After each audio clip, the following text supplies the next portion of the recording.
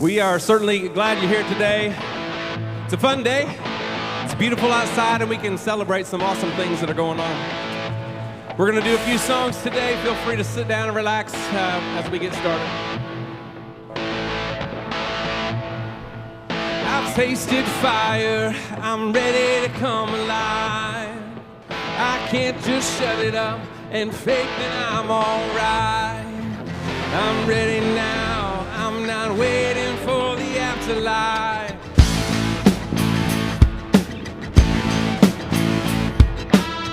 I let it burn the way the sunlight burns my skin.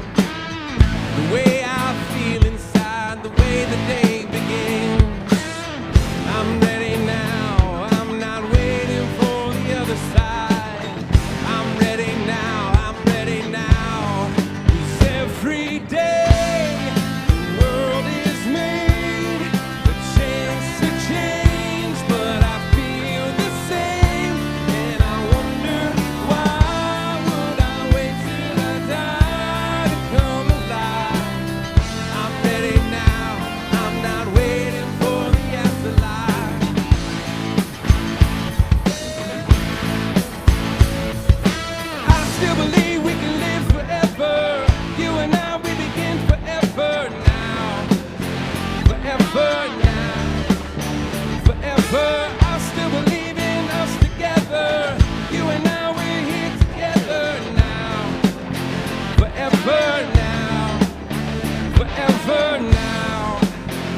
never now. Every day the world is made a chance to change, but I feel the same, and I wonder why would I wait till I die to come alive. I'm ready now. I'm not waiting for the afterlife.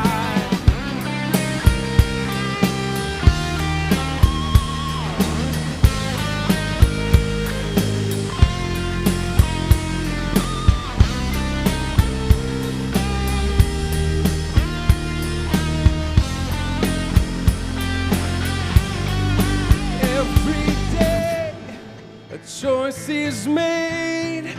Every day I choose my fate, and I wonder why would I wait till I die to come alive, come alive. Every day, every day, every day I still feel the same, and I wonder why.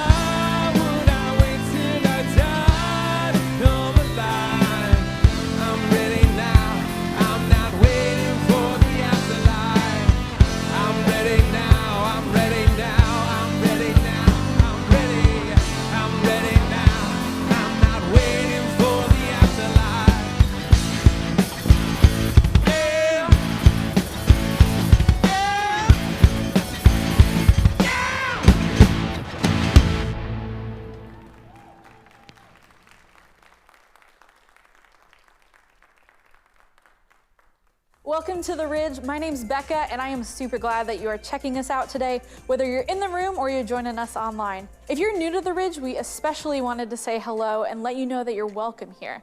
Whether you've been going to church your whole life, or maybe you went as a kid and haven't been since, maybe this is your first time checking out a church, or maybe you didn't even realize this was a church. You just clicked on some random Facebook video. We are glad you're checking us out. And if you do consider yourself new to The Ridge, we want to send you a gift just to say thanks for being here. All you got to do is text hello to 812-408-1188. When you do that, we'll ask you just a few questions so we can get to know you. Then we'll send you some more information about us that's made just for you, and we'll get that gift in the mail for you. If you already give through The Ridge, we wanted to say thank you. You've maybe heard us say it before, but when you give, you're making a real difference in the lives of real people in our community. Even people who have never heard of The Ridge, but whose lives are impacted locally and around the globe through our missions partners.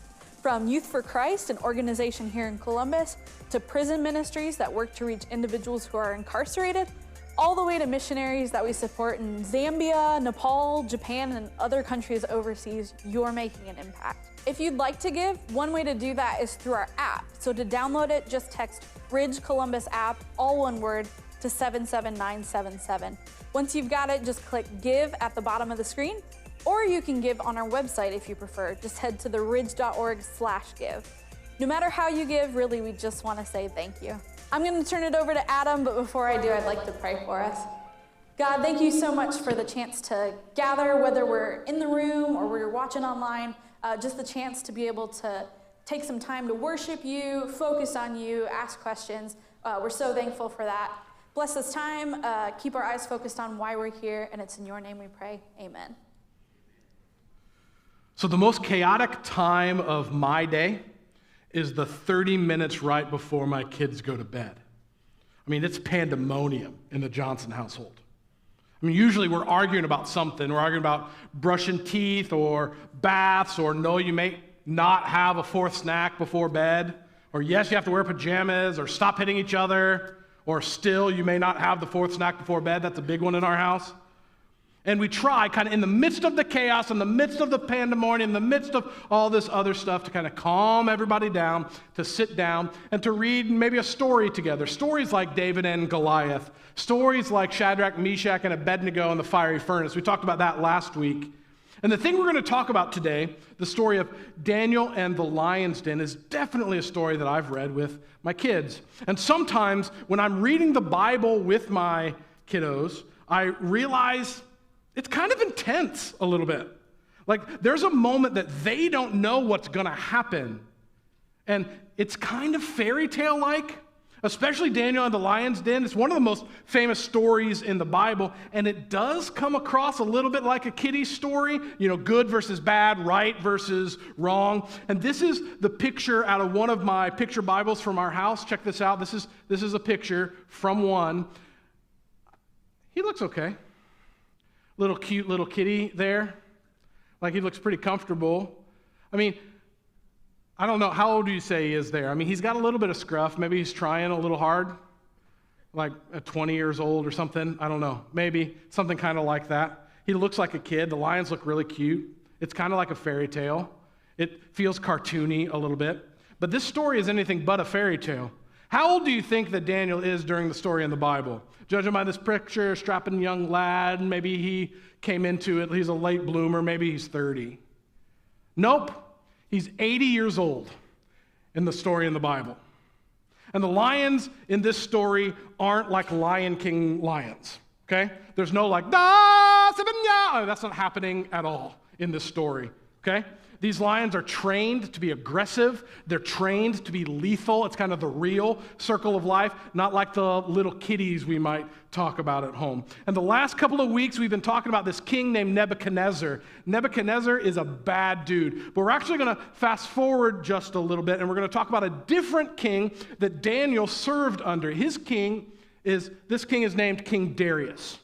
Now, Darius is a really smart dude. He understood leadership and administration, how to lead a kingdom. One of the first things he did is he put 120 administrators over the kingdom. So they had each region kind of cut up for these 120 people, and these administrators were in charge of making sure that they were fed, making sure that they were safe, making sure they paid their taxes, making sure that they didn't rebel against the king. So there are these 120 administrators, and then the king put 3 senior administrators over those 120 to lead them. And Daniel was one of those senior administrators. So check this out. This is Daniel 6:3. Daniel soon proved himself more capable than all the other administrators and high officers. Because of Daniel's great ability, the king made plans to place him over the entire empire. And Daniel's really well liked by King Darius. He does a really good job. The king noticed, so he becomes the leader of the leaders of the admin. So he's going to be number 2 in the entire kingdom. Things are looking pretty good, right? We would all kind of want that. That's a promotion. Well, this is what happens next. Then the other administrators and high officers began searching for some fault in the way Daniel was handling government affairs, but they couldn't find anything to criticize or condemn. He was faithful, always responsible, and completely trustworthy. Wouldn't it be awesome to be described that way? So they concluded our only chance of finding grounds for accusing Daniel will be in connection with the rules of his religion. Now, I know this story happened a really, really long time ago, but this type of thing happens today all of the time. Say you get a promotion in your office, and then all of a sudden people you got along with yesterday aren't getting along with you today for some reason, maybe a cold shoulder at the water cooler or something like that, or maybe you're the one who's gotten passed over for a promotion, and you're like, really? That person? Are you kidding me? Like, I work so much harder. I do so much more for this company. And this kind of situation, that jealousy, sets the stage for one of the most amazing stories of faith and of courage in the Bible. Now, we're in this series right now called Stand, and we've been talking about what does it look like as followers of Jesus to stand courageously for the King, for the things of God. So Daniel does a great job, and he gets a promotion, and his coworkers are jealous. So what do they choose to attack? Not his job, not his character. They choose to attack his faith. So as we go through this story, I want to turn to three things that we can learn when we're standing strong in our faith. May we have a faith that is strong enough that people want to attack us for it. Here are the three things that we can learn. Here's number one. Standing strong for God will bring struggle. Not can. I kind of wish it was can. Will. When God is doing something in your life, when he gives you more, or when he's asking you to do something for him, you can expect struggle. It's coming. Opposition is a part of faith. When God raises us up to do something for him, circumstances, people will show up to tear us down. Have you ever kind of noticed when somebody is making a faith decision, maybe dedicating their life in some capacity, and other people start making fun of them? And they start saying, like, religion is dumb, you're dumb, like, this isn't the wisest thing to do. Who are you? You don't even know who you are anymore. Or maybe circumstances around people get really, really difficult. Opposition comes. Or maybe it's even that God prompts you to do something that's way out of the ordinary, that other people might look on and go, like, I don't really completely get that. Today is James Young's last day on staff here at the Ridge as the music pastor. He and his wife Melanie are moving their family south, and check this out. They're trusting God to provide things like a job, doesn't have one yet, like a home, like finances, like a church home, like a school for the kids, all of those things. And at first glance, maybe you're saying something like I said when he talked to me first. I'm like, are you crazy? Have you really thought this through? But standing strong for God, being courageous, often doesn't make sense outside of things of faith. See, standing strong for God will bring all sorts of different kinds of struggle. Here's another example. Have you ever heard of crab syndrome? I've heard about this recently. So apparently you put crabs inside of a bucket. I don't know why, but you're putting crabs inside of a bucket. And there are a lot of crabs in there, like crabs that you eat, these types of crabs. And then they're in the bucket, and one brave little crab starts to go, I can get out of this bucket, and starts to climb out of the bucket. What will happen? Well, the other crabs in the bucket reached up, and they have to do it like this because they're crabs, right? They reach up, and then they pull them back down. What? They're like, no, if you're trapped, we're trapped. If we're trapped, you're trapped. We're in this together. We're pulling you down. And that's kind of real life.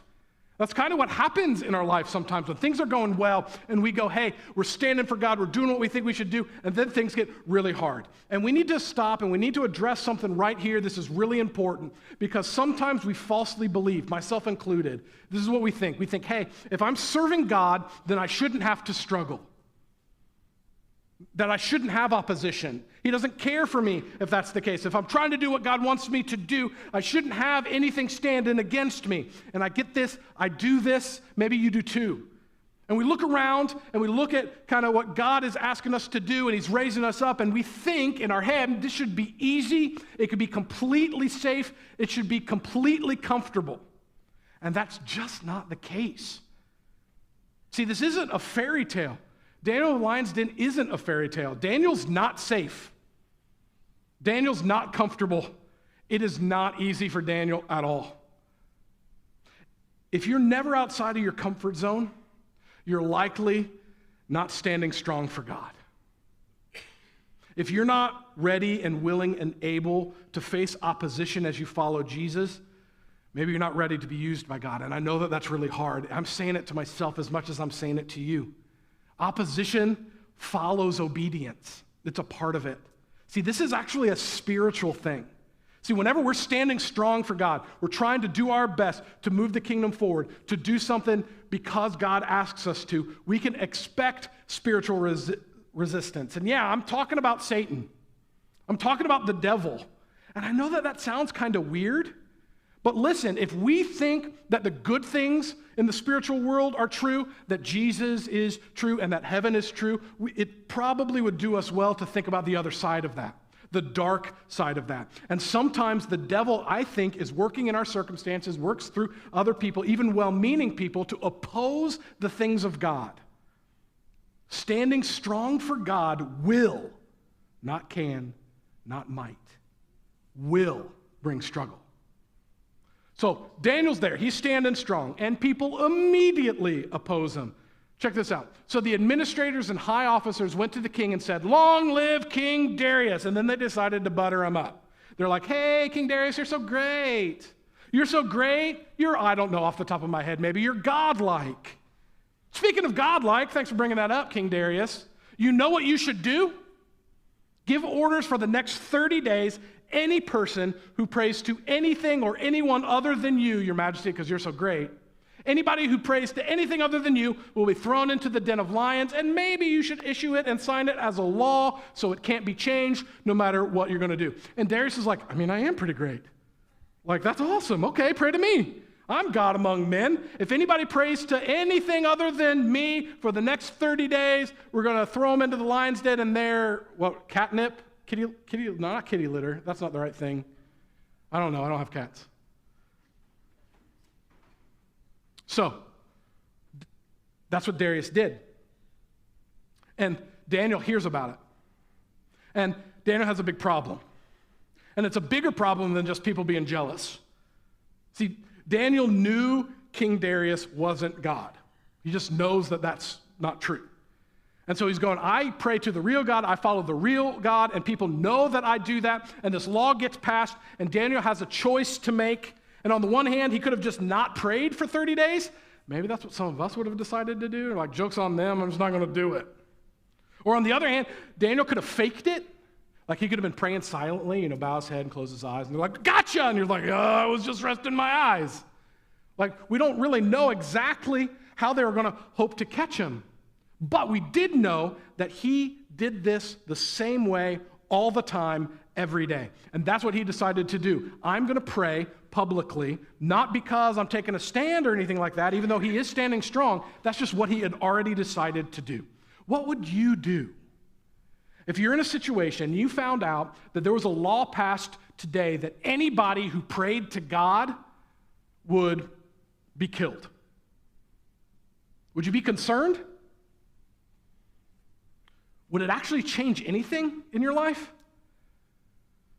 See, Daniel had already made the decision. That's one of the themes of the book of Daniel. He had already decided no matter what, he's going to do what's right in the eyes of God. And he knew praying just like I always had been doing is the right thing. So he decided, I'm going to stand strong, not so that I'm opposing and doing all this other stuff, because that's the right thing to do. And he finds out about the law that King Darius passed, and he responded right away. Here's how he responded. But when Daniel learned that the law had been signed, he went home and he knelt down as usual in his upstairs room with its windows open toward Jerusalem.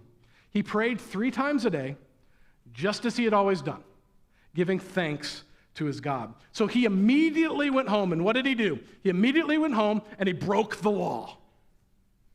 And you might be sitting out there and you're going, this is permission for me to break the law whenever I want? Absolutely not. It's not. This isn't permission to just break whatever law you want, to say, government doesn't matter, I'm not going to follow any guidelines. He's actually incredibly respectful the entire time. This is really just a call to put Jesus first no matter what. And standing strong for the things of God requires prayer. So, recap. Daniel says, I'm not going to do it. I'm going to stand strong. And standing strong for God will lead to struggle. And here's the second thing. Standing strong for God requires kneeling in prayer. We can't do it on our own. Think about the things that Daniel could have done instead of pray. Maybe it's the stuff that we do instead of pray. Some of us actually don't really need prayer lives because we aren't standing strong for God in the first place. And Daniel could have complained, he could have yelled, he could have shouted, he could have just wallowed in it, gotten the fat sweatpants on, grabbed Cherry Garcia ice cream and just kind of, I can't even, I don't want to, this is so hard. He could have done any of that, but that's not what he did. He chose to pray. He didn't make a show of it. He didn't do it out of spite. He didn't yell. He didn't scream. He did what he always does by faith.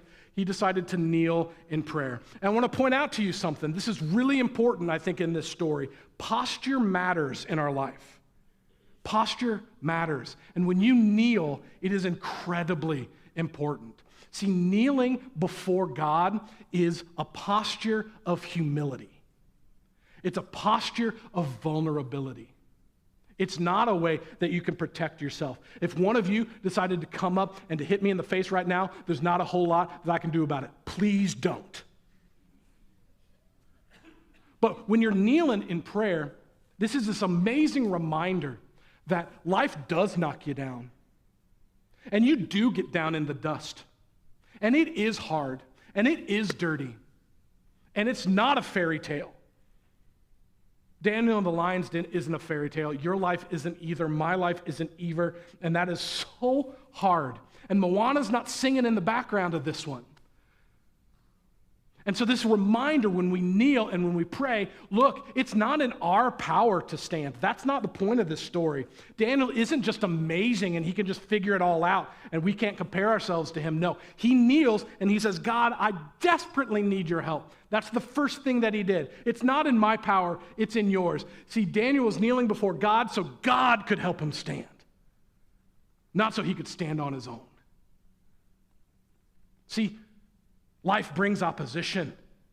And we're kneeling before God. It's this reminder that it doesn't matter what we can do on our own. It is all about the creator of the universe on our behalf, loving and standing for us. See, kneeling is standing. That's what it is. It doesn't feel like it. It doesn't look like it. But standing strong for God looks like this. Not yelling, not screaming, not saying, I'm right, you're wrong. It looks like surrender. And when you stand strong for God, you can trust God with the rest. So Daniel, he knelt down. That's how he decided to stand strong for God. And when you stand strong for God, you can trust God with the rest. Because we don't know the end of the story. We're in the middle of the story, do we? We don't know what's going to happen. Daniel didn't know what was going to happen. This 80-year-old guy stood strong by kneeling before God. And then he said, okay, God, no ifs, ands, no buts, no what ifs, no, this isn't fairs. I just trust you with the rest. So what does God do with the rest? Well, this is the rest of the story. Then the officials went together to Daniel's house and found him praying and asking for God's help. So he kneels and he's begging God. He's asking for his help. And then what happened? They caught him. That's the next thing that happens in the story. They turn him in. And King Darius is actually devastated. He likes Daniel. He knew that he was tricked by these other administrators too. And King Darius tries to get out of it. But eventually he says, okay, the law is the law. Daniel, to the lion's den you go. So Daniel goes into the lion's den. What do you think happened in there? Have you ever thought about that? Like he gets down in there, what did he do? He's like, here, kitty, kitty, kitty, kitty, kitty. Like, what did he do? Was he like, woof, woof, go away, go away. Like, what did he do? I don't know. I really don't know what he did. Like, I think about it. I like thinking about it. But I don't know what he did. Here's what I do know, though. God shut the mouths of the lions. And the next day, King Darius runs out to the lion's den because he doesn't know what happened. Check this out. When he got there, he called out in anguish, Daniel, servant of the living God, was your God, whom you served so faithfully, able to rescue you from the lions? And King Darius doesn't know what's going to happen. The other administrators don't know what's going to happen. Daniel's opposition doesn't know what's going to happen. Well, what happened? Well, Daniel answered, long live the king. My God sent his angel to shut the lions' mouths so that they would not hurt me, for I have been found innocent in his sight, and I have not wronged you, your majesty. See, King Darius is thrilled. The other guys, not so much. So this is a spoiler. This is how I know this isn't a fairy tale. Do you know the end of this story? King Darius throws the other administrators into the lion's den. And I don't know, the angel was on a break or something. I don't know, but they got eaten up. And the king was overjoyed that Daniel was safe, and then he ordered that Daniel be lifted from the den. Hey, Daniel still didn't get out on his own. Did you notice that? The king lifted him out from the den. Not a scratch was found on him, for he had trusted in his God. For he had trusted in his God. See, when you stand strong for God, you can trust God with the rest. And in this story, God chose to close the mouths of lions. And here's the truth in the statement. I don't think that Daniel would have changed anything, even if the end of the story was he got eaten up by the lions. I trust God with the rest. He says that before, not after. This week, I think that this is a challenge that we go through our lives as we go out into kind of the everydayness of who we are and where we are in our homes and our communities. How are you going to stand strong for God?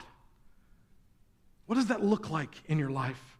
Will you stand strong when people are trying to back you into an unhealthy lifestyle? You're like, I've turned from that. I'm not going to do it. Will you stand strong when you know it's more comfortable back here, kind of looking at the things of Jesus rather than actually taking a stand for anything? You're like, I know in my heart I believe this, but nobody else knows.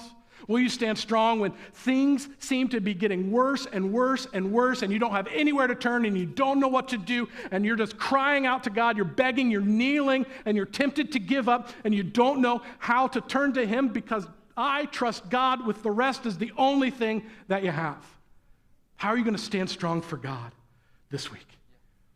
And I think one of the most vital ways that we can stand strong for God is just to surrender day after day to Jesus.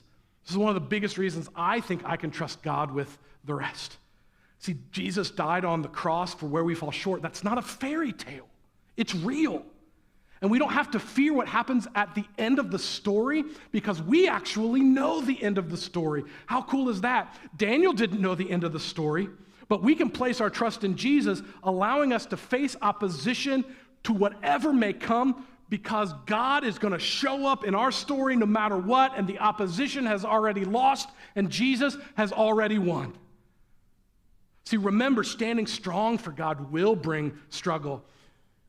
And if you're not facing opposition in your life right now, maybe think about it. Take it as a personal challenge that it probably means you're not standing for a whole lot. But if you choose to stand for the things of God, and when that opposition comes, and when you choose to kneel and you're going to pray because he is the one who gives you strength, not yourself, and you've predetermined you're going to do what honors God no matter what, you can trust God with the rest. That's the whole point of the book of Daniel in the Bible. You can trust God with the rest every single time.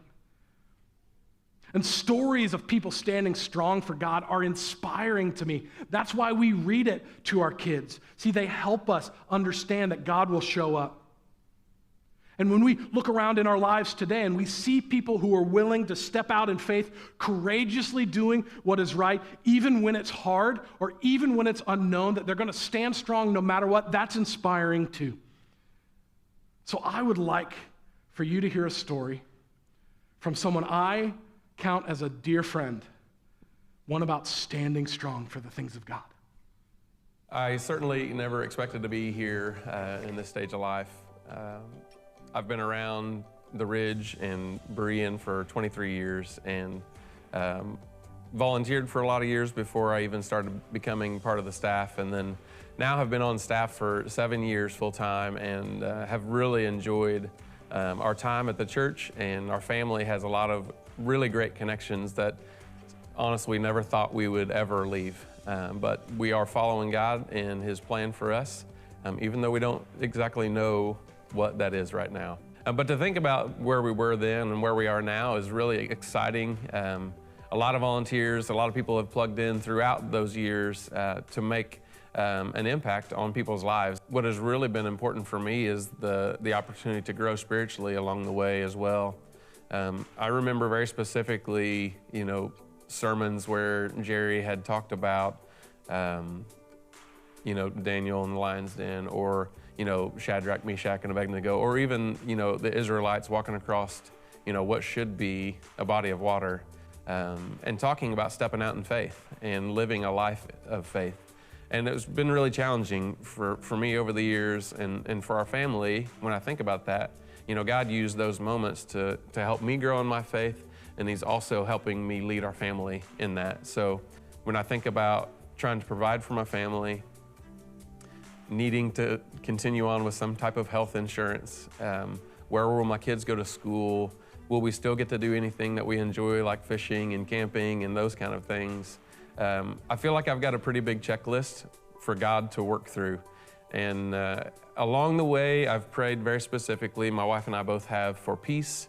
He's done that. There's been moments of just, even though it's crazy, even though we're scared, we just have peace in it. So as I think about Daniel and the lion's den, and I think about this king who put Daniel in the den full of lions, put a rock over the front of it, the story says that the king was anxious and couldn't sleep and had moments of, what am I doing? I can envision Daniel in faith, maybe still being scared, still wondering, what's gonna happen next, but still having faith that God can protect him even in that moment. So for us, as we think about following God in it, we're human. We have these thoughts of concern. While it's scary to not have answers, the hope of what God is doing has been really encouraging for us. So as we continue to take our steps in faith, as we think about our growth in our life here at the Ridge, the relationships that we have, we're really encouraged and excited about what God is doing. Even though we don't have, the picture is not fully painted for us. A specific situation, it was before I even kind of talked to Adam about leaving, I asked God for a reminder of the things He's done in my past, just so I could help remember some of these promises and truths. But also just, give me something very real and tangible that I can kind of cling to throughout this journey. Nobody knew that. I didn't share it with anybody, even my wife, and somebody gave us a gift. And I remember looking at them very specifically and saying, you don't know how much this means. And the gift was not a massive gift, and it wasn't a small gift. It was just right on what God knew would encourage our family in the moment. I remember a few weeks later, my son was talking about faith and what it means to have faith. And I said, look at this. And I was able to share a very real, tangible thing about how God had provided for me in a moment of feeling very anxious, very nervous about next steps in my life as I walk in faith. I like to think that I'm normal.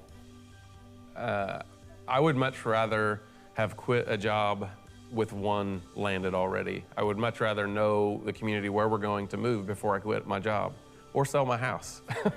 But instead, God's got us on a journey of resigning from the Ridge, knowing that He's moving us closer to my wife's family, to a drier climate. He's got us selling our house without knowing exactly what community we're gonna live in, which is all very scary. We don't know how God is going to work all of this out, but what we know is that He's going to. I'm really excited about both communities thriving in what God can do through the people of the churches where, wherever we might land and through the Ridge. So as I think about what God can do, as we kind of take a stand for Him and try to stand strong for Him, even though it's hard, we're really excited about what's coming.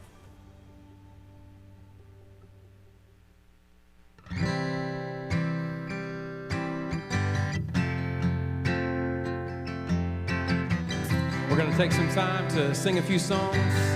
If you would please stand and sing with us.